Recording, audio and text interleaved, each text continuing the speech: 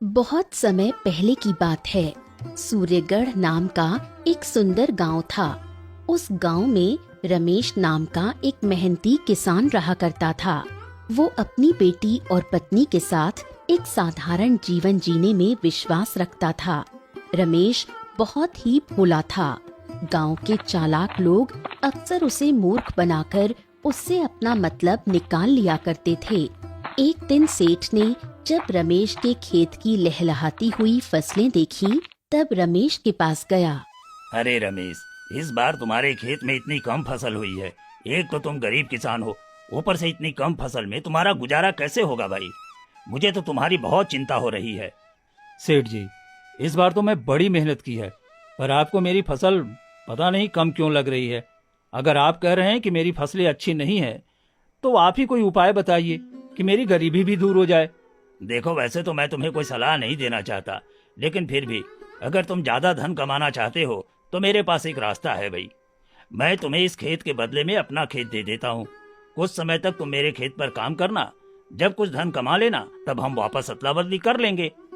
ठीक है सेठ जी, अगर ऐसी बात है तो आप मेरे खेत को ले लीजिए और अपना खेत मुझे दे दीजिए। आप बहुत दयालु हैं, जो मेरी खराब फसलों को भी आप अपनाने को तैयार हैं। अरे, तुम जैसे मूर्ख आदमी से शादी करके मेरी जिंदगी बर्बाद हो गई। तुम्हें पता भी है तुमने क्या किया? एक ही तो जमीन का टुकड़ा था हमारे पास, जिस पर खेती करके हम अपना गुजारा करते थे, और उसे भी तुमने उस लालची सेठ को दे दिया। अरे तुम कुछ नहीं जानती, सेठ जी तो हमारी मदद करने आए हैं। जब उन्होंने देखा कि मेरी कम फसल आई है तो उन्होंने अपनी जमीन मुझे दे दी। अब तुम ही बताओ, ऐसे देवता मनुष्य कहाँ मिलेंगे? पिताजी, वो कोई देवता नहीं है। उन्होंने आपकी उपजाऊ जमीन के बदले अपनी बंजर जमीन आपको सौंप दी। अब देख लेना, आपको वो आपकी जमीन कभी वापस नहीं करेगा। तुम दोनों ना बहुत होशियार बनते हो मेरे आगे। चलो जाओ, अपना काम करो, मेरे काम में टांग मत अड़ाओ, समझी? मैं कुछ भी करता हूँ ना तो तुम लोगों को हमेशा बेकारे लगता है। चलो जाओ यहाँ से, मुझे परेशान मत करो। रमेश गांव के लोगों की मीठी मीठी बातों में आकर अपना नुकसान करवा बैठता था, जिसके कारण रमेश की बेटी प्रिया और पत्नी विमला बहुत परेशान रहा करते थे। अगर प्रिया और विमला रमेश को कुछ समझाने का प्रयास करते थे तो वो उनकी बात भी नहीं सुनता था। माँ, तुम चिंता मत करो, तुम्हारी बेटी के रहते तुम्हें परेशान होने की जरूरत नहीं है। मैं कुछ न कुछ व्यवस्था करूंगी। अब बापू को तो कुछ नहीं कह सकते, लेकिन अब मुझे ही करना होगा ताकि हमारा घर चल सके। प्रिया को कारीगरी करने का बहुत शौक था। वो बहुत सुंदर दुपट्टे बनाकर तैयार करती थी। उसने सोचा, अगर वो सुंदर दुपट्टे बनाकर किसी व्यापारी को दे दे तो घर में थोड़े बहुत पैसे आ जाएंगे। माँ, देखो, मैंने कितना सुंदर दुपट्टा बनाया है। अगर हम इस दुपट्टे को किसी व्यापारी को दे दे तो इसके अच्छे दाम मिल जाएंगे। कम से कम आज के भोजन की व्यवस्था हो जाएगी। हाँ, सचमुच बेटा, ये तो बहुत सुंदर है। तुम एक काम करो, ये दुपट्टा मुझे दे दो, मैं इसे बेच आऊंगी और फिर इसके अच्छे दाम मिल जाएंगे। प्रिया की माँ उसके हाथ से वो दुपट्टा ले लेती है। वो दुपट्टा लेकर बाजार की ओर जाने लगती है, लेकिन फिर उसके कदम रुक जाते हैं। वो एक पेड़ के नीचे जाती है और दुपट्टे को सामने रखकर उसमें आग लगा देती है। ये सच किसी को पता नहीं चलना चाहिए। अगर ये रहस्य किसी के सामने आ गया तो हमारा जीना मुश्किल हो जाएगा। नहीं नहीं, मैं अपने परिवार को और मुसीबत में नहीं डाल सकती। मुझे इस दुपट्टे को अभी मिटाना होगा। प्रिया की माँ जानती थी कि प्रिया के हाथों में अद्भुत रहस्य है और इस रहस्य से प्रिया संकट में पड़ सकती है, इसलिए वो प्रिया का दुपट्टा जला देती है। प्रिया की माँ दुपट्टे को जलता हुआ देखती है और फिर घर चली जाती है। वो काफी मायूस और दुखी थी। प्रिया उसके उतरे हुए चेहरे को देखती है और दुपट्टे के बारे में पूछती है। माँ, क्या हुआ तुम्हें? दुपट्टा किसी ने खरीदा? किसी को पसंद आया? उसके कितने दाम मिले? बोलो ना माँ, क्या हुआ माँ? आप निराश क्यों हो? आपका उतरा हुआ चेहरा देखकर मुझे अच्छा नहीं लग रहा। बोलो ना माँ। बेटी, तू ये दुपट्टे बनाने का काम छोड़ दे। तेरा दुपट्टा किसी को पसंद नहीं आया, किसी ने उसे नहीं खरीदा। इस कारण मैं दुखी हो गई। तू दूसरा काम कर ले बेटा, दुपट्टे मत बनाया कर। लेकिन माँ, मैंने उस दुपट्टे पर बहुत मेहनत की थी। आपने वो दुपट्टा कहाँ रखा? मुझे दे दो, मैं उसे संभाल कर रख देती हूँ। क्या हुआ अगर उसे किसी ने नहीं खरीदा तो? कोई बात नहीं, मैं उसे अपने पास रखूंगी। बेटा, दुपट्टा मैंने किसी गरीब भिखारी को दे दिया। मैंने सोचा इसे कोई खरीद नहीं रहा है तो क्यों ना ये किसी जरूरतमंद के काम आ जाए, इसलिए मैंने उसे रास्ते में ही दे दिया। तू कोई और युक्ति सोच, इस काम में कुछ नहीं रखा है। अपनी माँ की बात सुनकर प्रिया निराश हो गई, क्योंकि दुपट्टे बनाने के अलावा उसे दूसरा कोई काम नहीं आता था। एक दिन जब प्रिया की माँ घर पर नहीं थी और वो अकेली बैठी हुई थी, तब उसने फिर से एक दुपट्टा तैयार किया और उसे घर के बाहर सूखने के लिए डाल दिया। कितना सुंदर दुपट्टा है ये! कोई नहीं खरीदेगा तो क्या हुआ, ये मुझे पसंद है।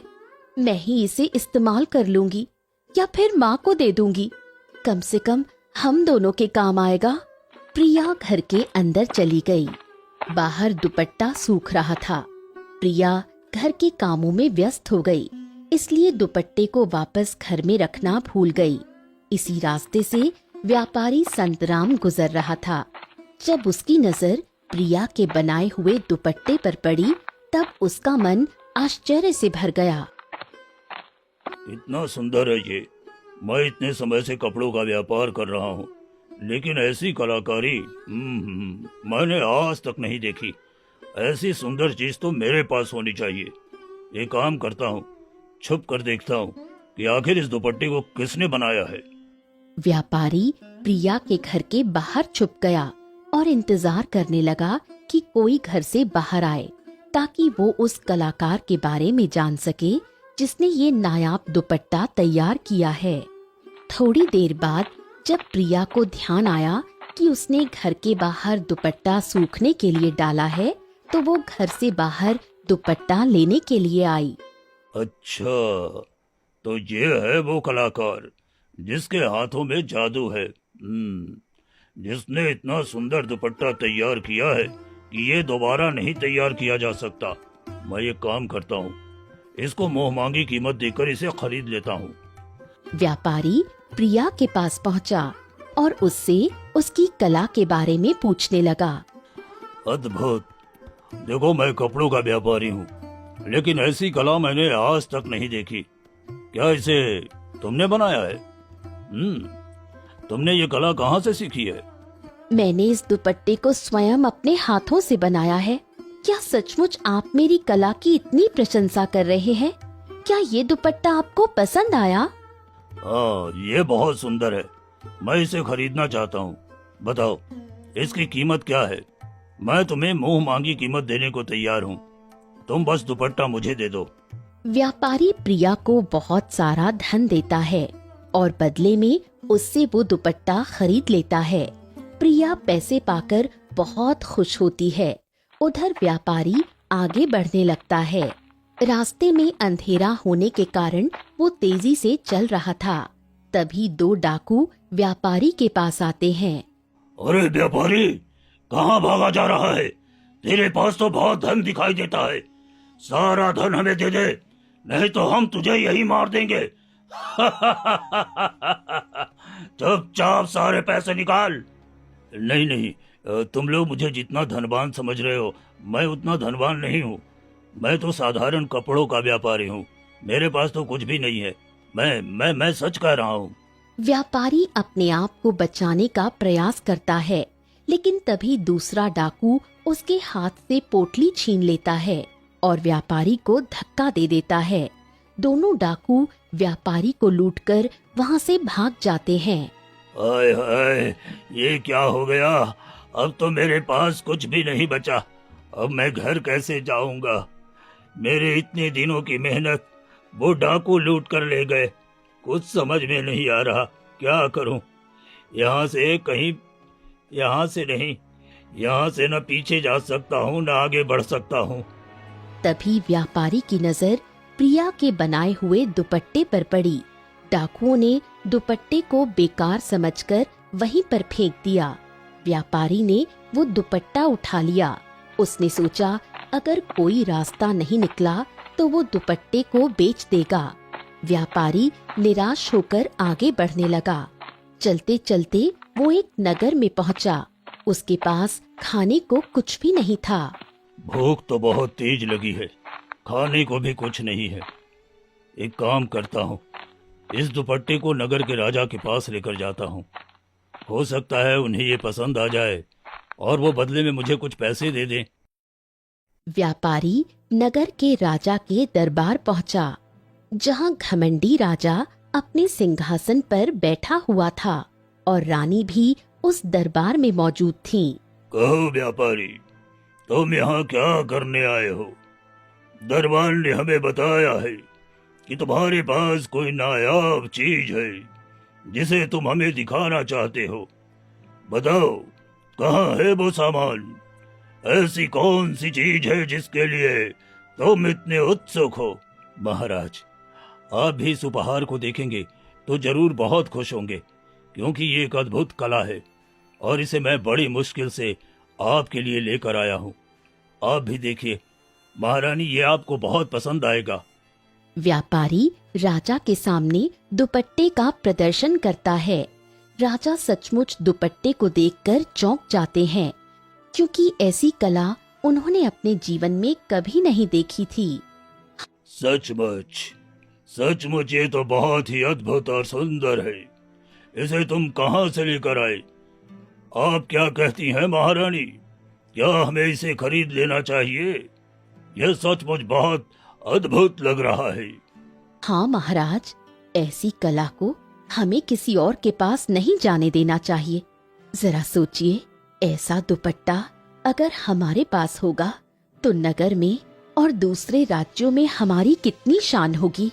इसकी कीमत बताओ व्यापारी, हम इसे खरीदने को तैयार हैं, किंतु ध्यान रहे ऐसे दुपट्टे तुम दूसरे किसी राजा को नहीं दोगे। हमें इस बात का वचन दो, क्योंकि अगर ऐसा दुपट्टा हमने किसी दूसरे राजा के पास देख लिया तो तुम्हारा सिर कलम कर दिया जाएगा। व्यापारी डर गया, लेकिन उसके पास कोई और रास्ता नहीं था। उसने राजा से वादा किया कि वो इस प्रकार के दुपट्टे को दूसरे किसी राजा को नहीं देगा।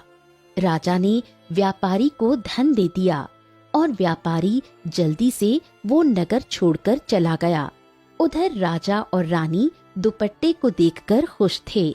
ये बहुत अच्छा है, मैं इसे अभी ओढ़ कर दिखाती हूँ। आप देखिए और बताइए मुझ पर कैसा लगता है। मैं तो कहती हूँ हम ऐसे 2-4 दुपट्टे और बनवा लेंगे ताकि हमारे पास कोई कमी ना हो। रानी जैसे ही उस दुपट्टे को ओढ़ती है, ठंड से कांपने लगती है। अरे महाराज, ये तो केवल देखने में ही सुंदर नहीं, बल्कि इसके तो गुण भी अद्भुत हैं। इसे ओढ़ने पर ठंड लग रही है महाराज। मेरा तो पूरा शरीर ठंडा हो चुका है, बहुत ठंड लग रही है। अरे महारानी, आप किसे मूर्ख बना रही हैं? ये दुपट्टा देखने में तो सुंदर है, लेकिन भला इसे ओढ़ने से आपको ठंड कैसे लग सकती है? आप जरूर नाटक कर रही हैं। लाइए, इसे मुझे दीजिए, मैं ओढ़ कर देखता हूँ। अभी दूध का दूध और पानी का पानी हो जाएगा। राजा दुपट्टे को ओढ़ते हैं। अरे ये क्या? ये तो बहुत गर्मी दे रही है। ऐसा लग रहा है जैसे मेरे पूरे शरीर में आग लग गई है। ये तो बड़ा ही जादुई दुपट्टा है। कहीं ऐसा तो नहीं कि उस व्यापारी ने हमारे साथ कोई खेल खेला है? महाराज, सचमुच ये बहुत अद्भुत बात है कि जब मैं इसे ओढ़ती हूँ तो मुझे ठंड लगती है और आप ओढ़ते हैं तो आपको गर्मी लगती है। महाराज, वर्षों पहले मैंने सुना था कि ऐसी कला बहुत कम लोगों के पास होती है। इस पूरे संसार में मात्र 1% लोग ही इस प्रकार की कला से वस्त्र तैयार कर पाते हैं। अगर ऐसा है तो फिर हमें उस कलाकार को पकड़ लेना चाहिए ये कला केवल हमारे राज्य तक सीमित होगी। मैं इसे किसी दूसरे राजा के पास बिल्कुल नहीं जाने दूंगा। सैनिकों, सैनिकों! राजा की आवाज देते ही 2 सैनिक दौड़ते हुए राजा के पास आए। जी महाराज, जी महाराज, आपने मुझे बुलाया। हम आपके सामने प्रस्तुत हैं। आदेश कीजिए महाराज, आदेश दीजिए। आपके एक आदेश पर हम अपनी जान दे सकते हैं। सैनिकों, जाओ और उस व्यापारी को ढूंढ कर लाओ जो 2 दिन पहले महल में आया था। वो बचना नहीं चाहिए। उसे किसी भी हाल में ढूंढ कर हमारे सामने लाओ। अगर तुम दोनों ये नहीं कर सके तो तुम्हें भारी दंड मिलेगा। राजा के आदेश पर सैनिक वहां से चले गए और थोड़ी देर बाद व्यापारी को पकड़कर राजा के सामने प्रस्तुत किया। महाराज, ये व्यापारी हमें देखकर भागने लगा था। हम इसे बड़ी मुश्किल से पकड़कर आपके सामने लेकर आए हैं। अब आप ही इनसे पूछिए कि आखिर ये हमें देखकर क्यों भाग रहा था। तुम्हें क्या लगा तुम इतनी आसानी से बचकर निकल जाओगे और हम तुम्हें जाने देंगे? आज तक मुझसे कोई नहीं बच सका, इसलिए तुम भी नहीं बच सकते। अब जल्दी से मुझे सच्चाई बताओ, आखिर इस दुपट्टे का रहस्य क्या है? महाराज, मैं नहीं जानता। मैं किसी दुपट्टे का रहस्य नहीं जानता। मैं तो रास्ते से गुजर रहा था। एक लड़की ने इसे अपने घर के बाहर टांग रखा था। मुझे अच्छा लगा तो मैंने खरीद लिया। फिर रास्ते में जब डाकू ने मेरा धन छीन लिया तो ये दुपट्टा मैंने आपको दे दिया ताकि मुझे कुछ पैसे मिल जाएं और मैं अपने घर पहुंच सकूं। बस इतना ही रहस्य है महाराज। मुझे छोड़ दीजिए, मेरा कोई दोष नहीं है। मुझे अपने घर जाने दीजिए। ठीक है, हम तुम्हें जाने देंगे, लेकिन इसके लिए तुम्हें मेरी बात माननी होगी। तुम्हें हर हाल में उस लड़की को यहाँ लेकर आना होगा। जिस लड़की में इतनी अद्भुत कलाकारी है, वो स्वयं कितनी सुंदर होगी। मैं तो उसे देखने के लिए उत्सुक हूँ।